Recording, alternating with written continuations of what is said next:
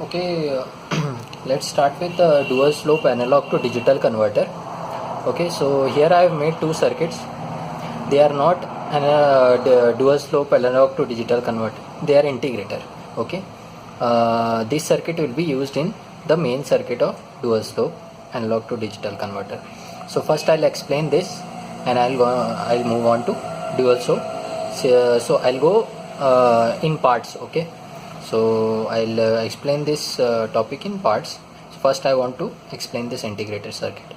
So here you can see there are two circuit I have made. First I'll discuss this one and next I'll gonna discuss this one. Okay, so first is this.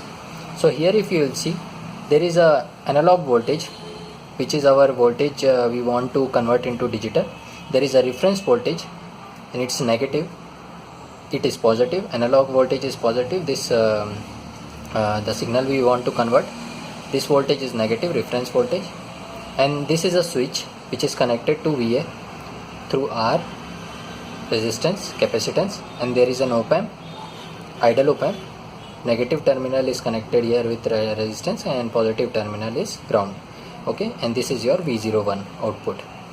Now if you will analyze this circuit, I'll apply KCL into this node. What I'll get, the current from this branch and will be equal to current leaving from this branch. Okay, so current incoming, current leaving. Current incoming is VA minus 0 divided by R, since it is virtual ground, so 0. VA minus 0 divided by R is equal to IC. IC is what? Current through capacitor, which can be written as C dV by dt. Here I have written the voltage 0 minus V01 because the voltage across capacitor is 0 minus V01 and current is going like this. Now this minus I have brought here, C I have brought here, so we get VA divided by RC minus is equal to dV01 divided by dt. If I'll put dt on this side, integrate on both the side, we will get from minus infinity to t minus VA divided by RC dt, that will be equal to V01. Okay, now if you will see, initially we have considered uncharged capacitor. Okay, so that is the reason from minus infinity to 0 the voltage captured will be 0, and from 0 to t it will be minus A divided by RC dt. Okay, so this is the voltage across the capacitor. Okay, because 0 is here and here V01 is here, so basically negative of V01 is capacitor voltage. Okay, so basically it is a capacitor voltage only. Okay, so if you will see from minus infinity to 0 it is uncharged, so that is why I have kept 0 here, and from 0 to t I have written the expression as it is. If, mind you, if the capacitor will be initially charged, here 0 will not come, the voltage will come with which the capacitor was charged initially. Okay, but that is not in this case, we usually keep it uncharged, so this 0 will come. So from 0 to t minus VA divided by RC dt. Since our analog voltage is constant, RC is constant, so what we will get is V01 is equal to minus VA divided by RCT. Okay, this integration will be T only. So this is the expression we got for V01, which is basic integrator operation. Now one thing I want to mention here, the capacitor voltage is the negative of the output voltage, so it is VA T divided by RC. Okay, so this is one point. Second point is, let's say we are charging the capacitor till time t1, where t1 is my charging time. Just for the sake of the discussion, just remember t1 is some time we are taking till when we are charging this capacitor. So at that point of time, what will be the output? This output will be minus VA divided by RC into t1, where t1 is charging time, or you can say the capacitor voltage will go to V01 is equal to VA divided by RC t1. Okay, negative of V01. So this is the analysis of this circuit. So we'll be using this expression. Okay, and we'll see the how we are fixing the charging time, okay, throughout the discussion. So this will be the output voltage, this will be the capacitor voltage, this will be the output voltage at charging time t1, and similarly negative of this will be the capacitor voltage at time t1, charging time. Okay, so charging time is till when we are charging the capacitor. So okay, two things I have told you till now. One is the output of this circuit will be minus VA divided by RC small t, and at t1 time, charging time, your output V01 is minus VA divided by RC t1. At this point of time, your capacitor voltage will be negative of this voltage, that is VA divided by RC capital T1. Okay, so these are the two things I have told you. Now we will move on to this circuit. So till T1 time, capital T1 charging time, you have charged the capacitor. Now at time t is equal to T1, you have switched the value, the switch you have switched to Vref. Now instead of connected to VA, it is connected to Vref now, and since you can see here, this is negative, this is positive. Okay, so it is always there, whatever will be the analog input, the polarity will be opposite of Vref. Okay, so whatever VA you will take, always take opposite polarity Vref. Now what will happen, since at small t is equal to capital T1, you have switched to Vref. Now the capacitor will start discharging. Basically previously it was charging till VA value, but we switched at small t is equal to T1, so it has been charged till this value, VA divided by RC T1, but it was going to charge at VA.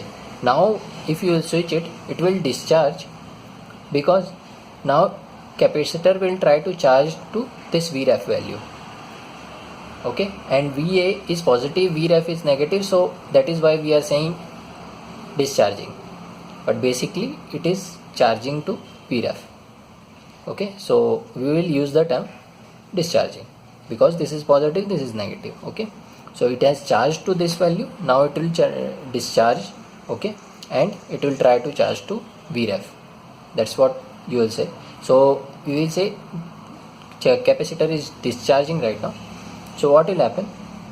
Again, if I will apply the same process, so current which is going inside to this terminal is leaving out from this node. Okay, so minus Vref minus 0, because this is negative, divided by R, minus Vref minus 0 divided by R, that is equal to C d by dt 0 minus V02, 0 minus V02.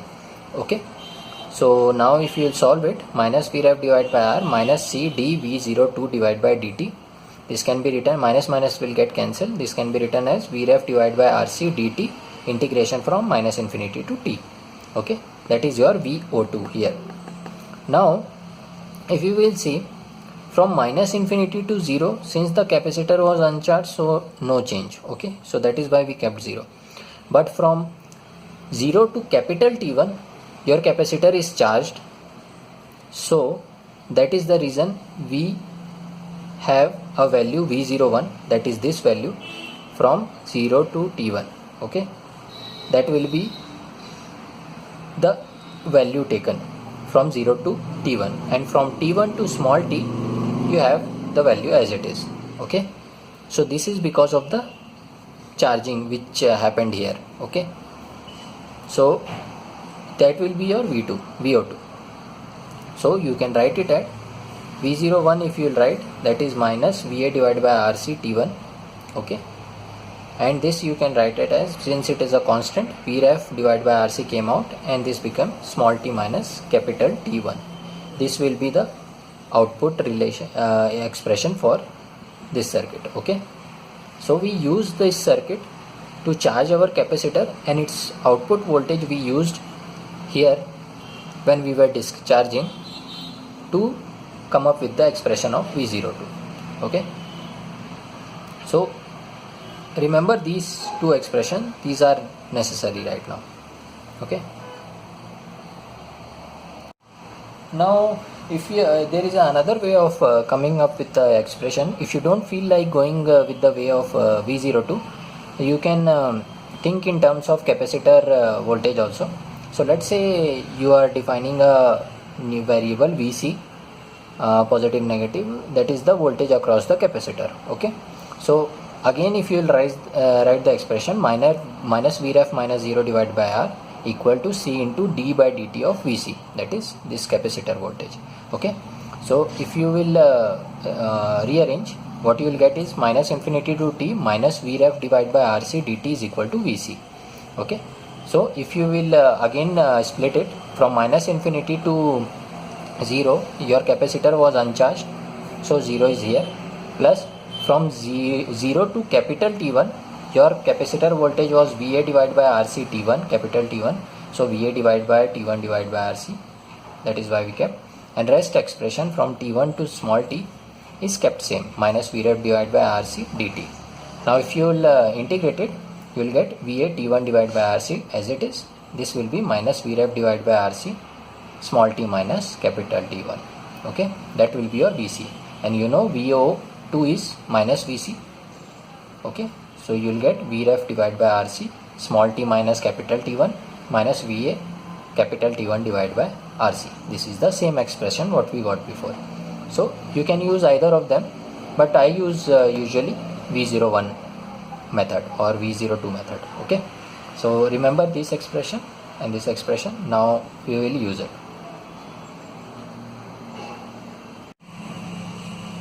Okay, so we will move on.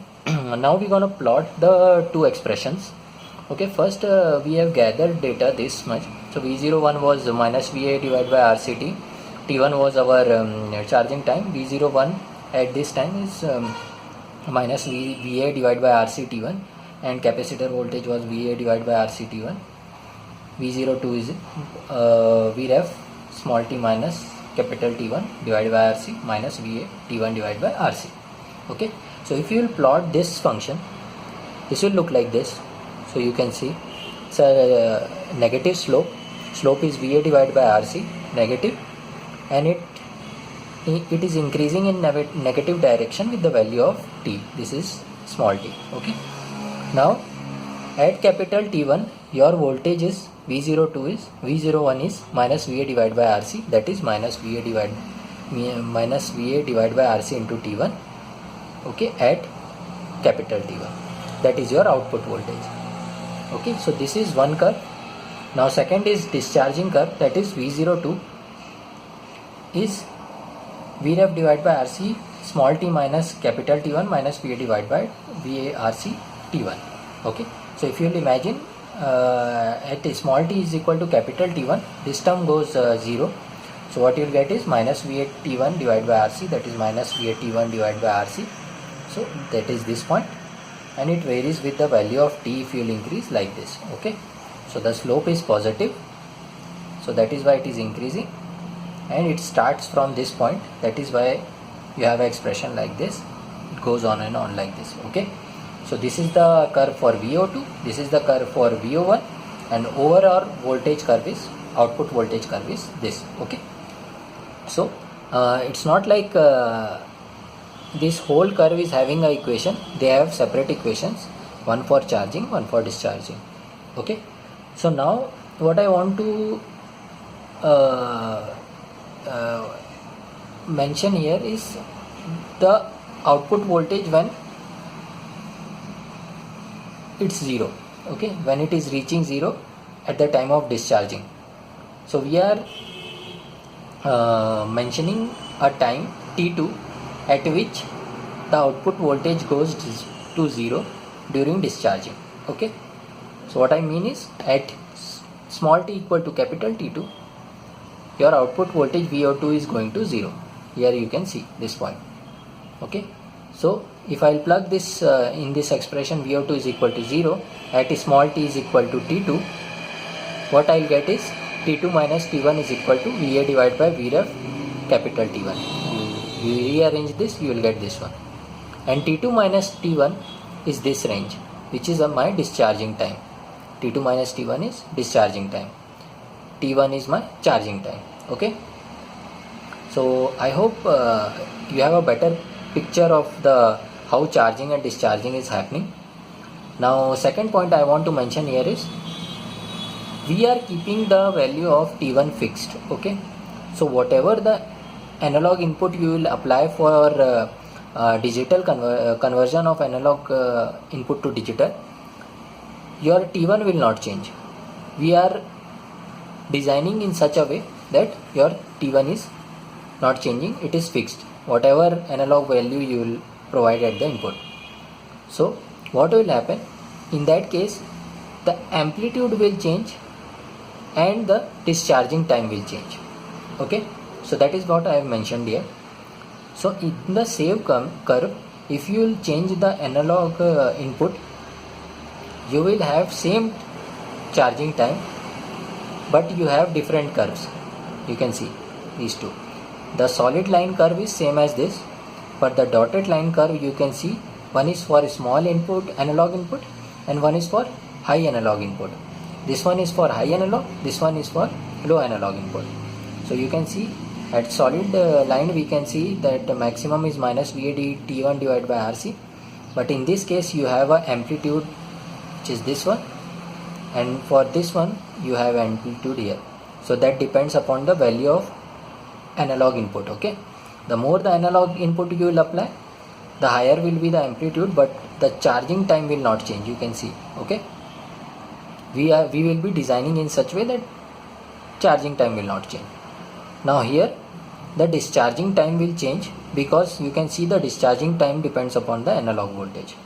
Okay, so that is the two change will occur if you apply different analog inputs. Okay, but the charging time will not change and the curve will look something like this. So that is one change. Now I am gonna integrate everything to one block diagram and explain, and you will get the better picture of dual slope analog to digital converter. So let's move on. So this is the block diagram of the dual slope analog to digital converter. So we have seen this circuit before, this part of the circuit, and we came up with the curve like this, and then there are some extra blocks. So this is your comparator. So if the input at the positive terminal is higher than the input at the negative terminal, the output of the comparator will be logic high, else it will be logic low. We have you might be knowing this. Now there is an AND gate, clock generator, which goes to AND gate as well as to control circuit, n bit counter. To display the count sequences we have a display, and there is a control circuit which monitors the clock generation and n bit counter, and at the output it performs the switching action. Okay, so how this works we will see. So when you apply a analog voltage, the capacitor will start charging. So your V0 will look like this in this part of the circuit, 0 to T1. So it will be charging like this. At that point of time your V0 will be negative amplitude. You can see it's below 0 line. Okay, so negative terminal is less than the positive terminal because the positive is connected to ground, 0. Okay, in that situation your comparator output will be logic high. If logic high will be there, this AND gate will let this clock pass to counter, that is positive triggered. Now this clock will make the counter run, and the counter will start counting. Via display you can see the counts. Okay, so for instance, for example, we can say n is for the discussion purpose, let's say your n is 4. So your counter will be like this. So as the clock will reach, the counter will start reaching, and it will start increasing and it will start counting. So it will go on counting. Okay, like this. Okay, so this will be happening as the capacitor is charging. Now the capacitor will be charging from here, and at the output the counter will be continue counting. Okay, now what will happen at small t is equal to capital T1 time, here your voltage will reach here. Okay, and as soon as you move above capital T1, this voltage will still be negative. This will still be supplying the clock. Okay, so this will be continuing the count sequence, but what is the difference? We keep T1 is equal to 2 to the power in small n. This is fixed always in dual slope A to D converter, where small n is n bit counters bit, okay, n. So what will happen at T1 time, your counter would have finished the count sequence, means it would have reached 1111, okay, because your T1 is set to 2 to the power n. This is fixed. That is why I said T1 is fixed. Okay, whatever analog input you apply, we keep this T1 fixed, our charging time fixed, that is equal to 2 to the power n. So in our example, if we have 4 bits, you will have 2 to the power 4, that is 16. Okay, so at T1 time it might have reached this count sequence. Okay, this is the key point. This will always be there. So once you move on from T1 to next time, this will start the sequence again. Okay, now we are in the phase of discharging. Okay, means what will happen, once it has finished the sequence, it will start again. Your control circuit will monitor this. The control circuit will see that your counter is reset and it is started counting again. So what is this control circuit will do? With the synchronization with the clock, it will change the switch to VREF. Okay, that is what control circuit will do. And from t greater than small t greater than capital T1, this will be connected to VREF. Okay, and now the capacitor will charge to VREF.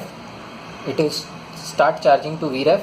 So the output voltage will be in this line, but still you will see the amplitude is negative. So the output of comparator will be high, means clock will still be provided, means it will be keep counting likewise. Okay, now what will happen, this counter will go on counting, this voltage will go on in this direction. Once it will reach the time T2, means the V0 will be 0. What will happen, if you move on from T2, your V0 will go up, and as the V0 will go up, this comparator output will be low, logic low, since the negative terminal is more than the positive terminal. So this will be low, logic low, and in that case your clock will not be provided to counter, means it will stop counting to some certain bit sequence. Control circuit will monitor the sequence. It will see that the next count has not been produced. It means the control circuit will switch off this, or it will move to VA again for the next analog input. So it depends upon designer. So we will consider that the control circuit will remove the switch. Okay, so at a particular time T2, your sequence will be fixed, and that sequence will be the digital equivalent of this analog input. Okay, so I hope things are clear. So counter was counting all the time. It stopped counting when your analog voltage reached 0. Your output voltage reached 0. And second thing what we noticed, your charging time we kept fixed at 2 to the power n. Okay, where n is your bits of counter. So I hope everything is clear to you, how the circuit works based upon what we have seen before. This is the new extra thing which will be always fixed in case of dual slope A to D converter. Okay.